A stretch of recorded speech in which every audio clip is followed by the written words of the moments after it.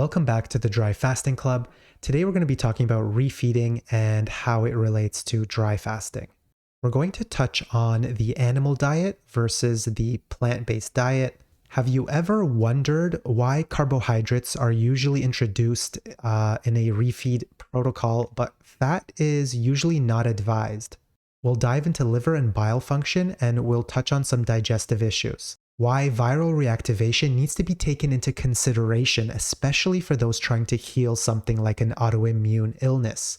And how long you should rehydrate your organs. We'll talk about why sodium is not advised early on, and strategies to stick to a good plan. We'll dive into different strategies based on diet, illness, and length of the fast, so strap yourselves in. Welcome to the Dry Fasting Club. Please remember that all fasting should be done with medical supervision.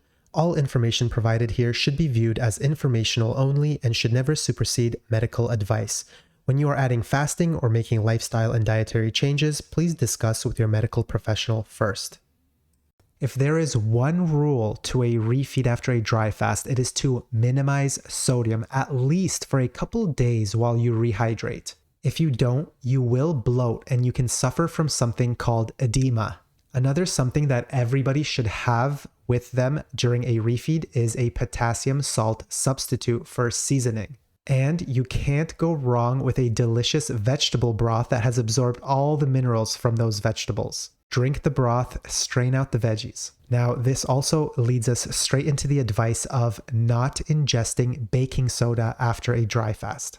I'll give you a clue: sodium bicarbonate. Okay, let's talk about it. Our bodies produce acid daily as a result of the breakdown of proteins. The kidneys use an amino acid called glutamine to create both bicarbonate and ammonia. Bicarbonate is then reabsorbed back into the bloodstream to help buffer acids, while the ammonia can be removed through urine, or your body can choose to reabsorb it back into the bloodstream if necessary. Now we have to connect some dots.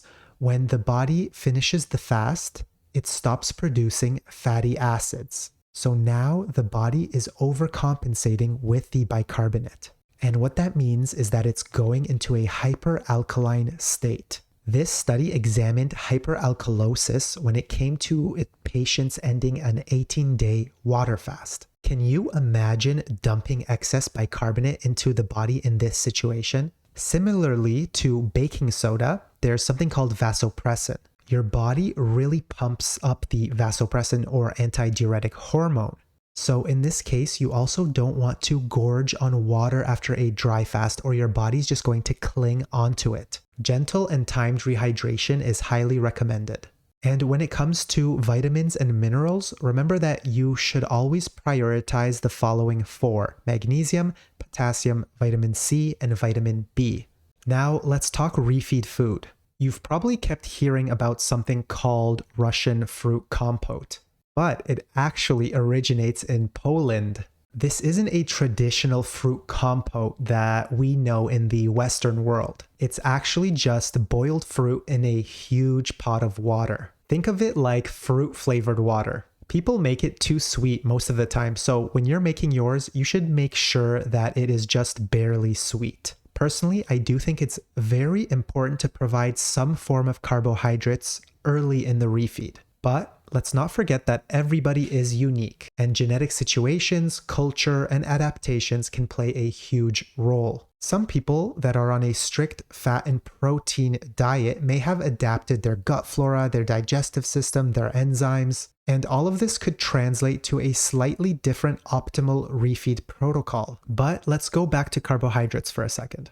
There's enough research when it comes to carbs and cortisol regulation. This is something that is very important, especially after a long and stressful fast. Stem cells also require glucose to function and replicate effectively. Certain diseases, however, do thrive on carbs. Yes, technically it's glycans, but tomato. So in these situations, you really need to dial it in. And you need to have a plan on when to dial it to a low or a higher carb refeed. For example, you've caught an illness or a cold and you need to engage in a low carb protocol until that illness is stabilized. Now let's move on to bile. It's the body's main digestive system when it comes to digesting fats. It's made and released by the liver, and it's stored in the gallbladder.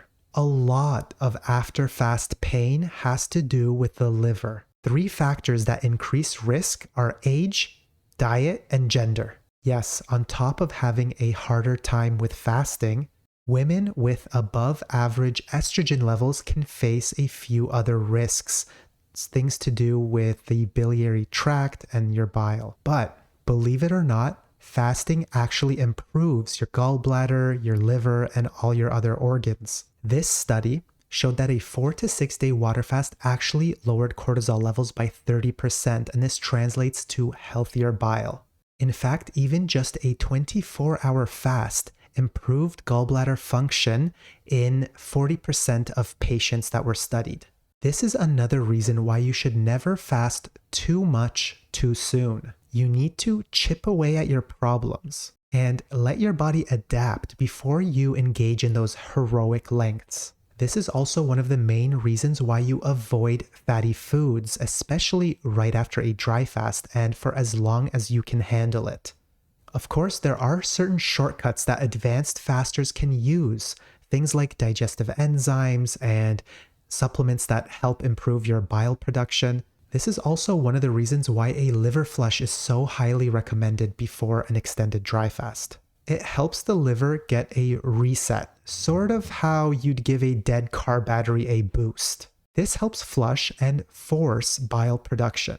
But don't do this too often, as the body does require a resting period to regenerate afterwards. Now, if we move on to the topic of digestibility, which is probably one of the more important things when it comes to a refeed, we start to make connections. Carbs are the easiest for the body to digest. In fact, we secrete enzymes in our mouths as the first step of digestion. There are actually 3 salivary enzymes: amylase for carbs, lysozyme for bacteria, and lingual lipase for fats. Chew your food longer. It's a free digestive enzyme supplement. Save that money. Secondly, we look at proteins and fats. Not all proteins and fats are created equal. In fact, animal proteins and fats are actually more complex and have a longer protein chain, which means they are much harder to digest, especially when the body's digestive system is just waking up. The most digestive foods you can have early on are kefir, broth, and simple carbs, followed by fruits and veggies, and then meat, nuts, and legumes. Even meats are not that simple. You'll find that they actually vary in digestibility, starting with fish, going to chicken, and then ending on beef and pork. So when you're playing it safe in the refeed, remember to follow the digestibility scale and take it step by step. Because if you overdo it, you will cause your body stress, and then you'll force your immune system to split its attention. Remember, we want the body fully focused on healing and restoration, not on digestive issues. I want to bring up the topic of antivirals really quickly. A lot of people have latent viruses dormant in their bodies. These viruses can reactivate later on in life. Think of it kind of like you going outside in the cold without a jacket and catching a cold. This usually happens due to higher stress or a compromised immune system. And there's definitely a correlation between both of them. Each person carries a lot of viruses in their body in what virologists call the human virome.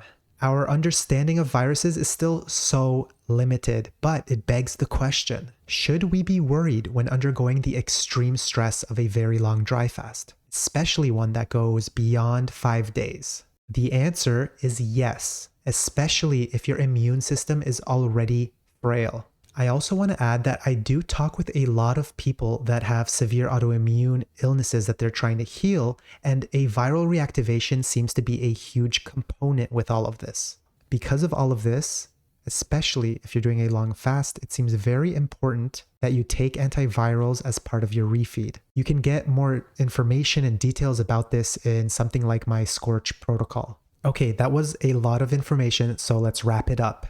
Refeeding can be complicated if you want to perfectly optimize it. But at the same time, once you get the hang of it, it becomes much, much easier. Don't beat yourself up if it doesn't go your way or you make a few mistakes. If you overeat, for example, take a break, calm down, take some digestive enzymes and reassess your situation. If you're gaining insane water weight, you may have refed too quickly with too much water or too much salt. There's a few strategies that you could try in this situation, so just Google edema.